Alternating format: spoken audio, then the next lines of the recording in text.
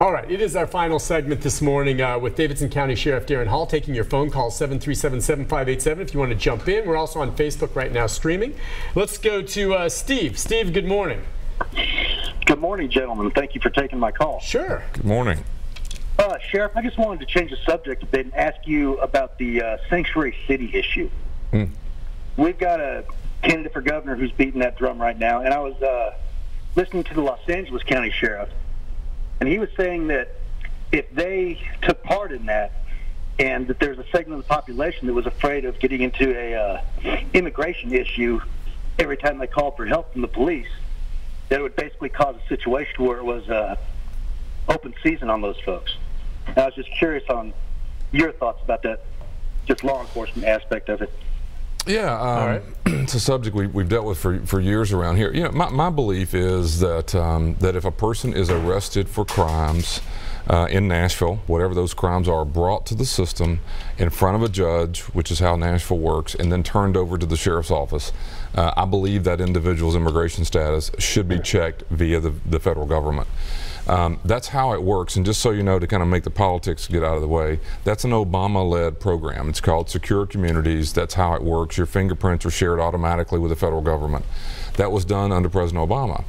What happens is, once the prints come back on Nick Beres that he has immigration violations somewhere in the immigration system, what a sanctuary city does is tell people like myself and cities like Nashville to ignore the federal government when they're wanting to hold Nick Beres for that violation.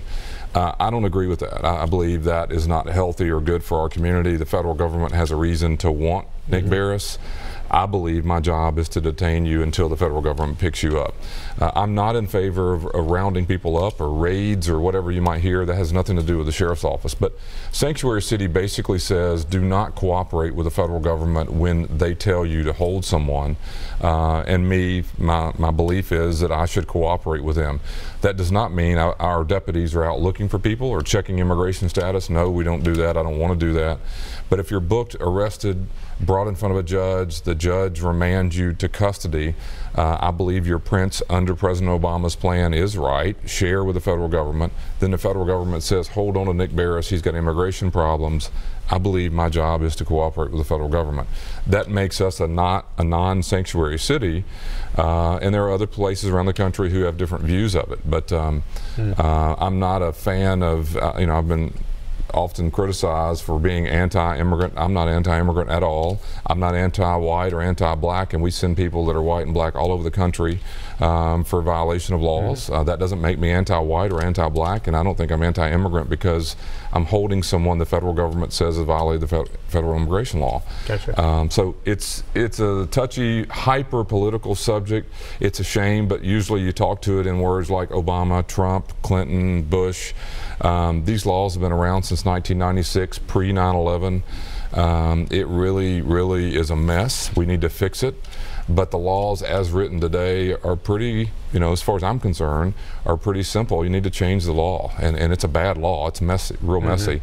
But there are a lot of bad laws. I mean, I could talk all day about local laws that are ridiculous that we have to enforce. So, all right, good. This is a good answer, and that's fine. That question, again, we can take them. We just have a few moments left, but I want to see if Mary Elena does have some of the photos, I think, that you guys provided us. We have a couple of folks on Facebook asking about the type of cell that he is in, and as we get that, one other thing we've just heard from out live at the scene at the Waffle House, they're going to open in the next half hour, and they just announced that all the proceeds from the next month from this Waffle House will go to the families of the victims, awesome. Which is pretty darn neat. So, yeah, go ahead and put those up. That's okay. Is that basically what it looks like? That's an observation cell. That's where he is right now. What that really is a slab, quite frankly, of concrete. As you can tell, there is nothing in that unit, we hope, that you can use to harm yourself. Obviously, hanging is one of the more likely things that occur. There's nothing in that room that allows you to do that.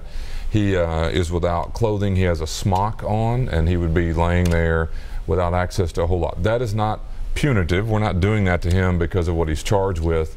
We're trying to observe his behavior, and that will be a constant observation. Is there observation? There is a video camera, and here's another shot. Is there video in there or no? Well, okay, so that's the next place he would live. What you're looking at is a very similar design, but at the very end, those are 2 bunks. There would only be 1 person living there.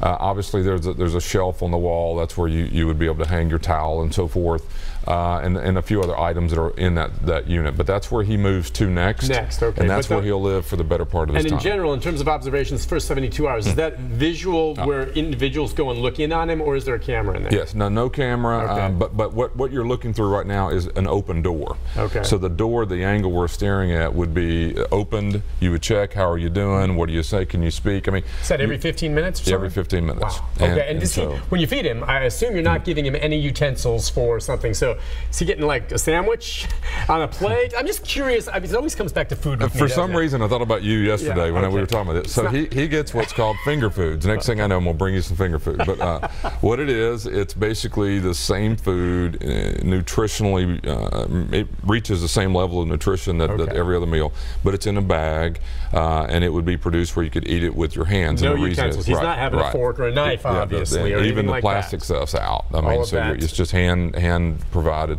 Again, the first 72 hours, we'll monitor that and see he is eating. And so things are off and running. Okay, just as we wrap things up real quick, when the time comes to transport him, anything different? I mean, he's a high security inmate, and who knows? I mean, his own safety could be at risk. There's some cases locally where those parents, suspected in the death of their 5-year-old child are wearing bulletproof vests when they show up. Is that, if you have to move him somewhere, how are you going to do that? I know you never give away the route, but is he going to be wearing a vest? Will he be shackled arms and legs? So we will. Our special operations response team is assigned for the rest of his time to move him. That's unique. We do that because he will move at different times. He will not be moved with other inmates. I'm not criticizing the other counties, but I would not be parading him down the street. We won't do that here. You shouldn't see him much other than a courtroom. So the most dangerous thing you do is when you're taking someone out of a secure environment. We're pretty good at the secure environment side.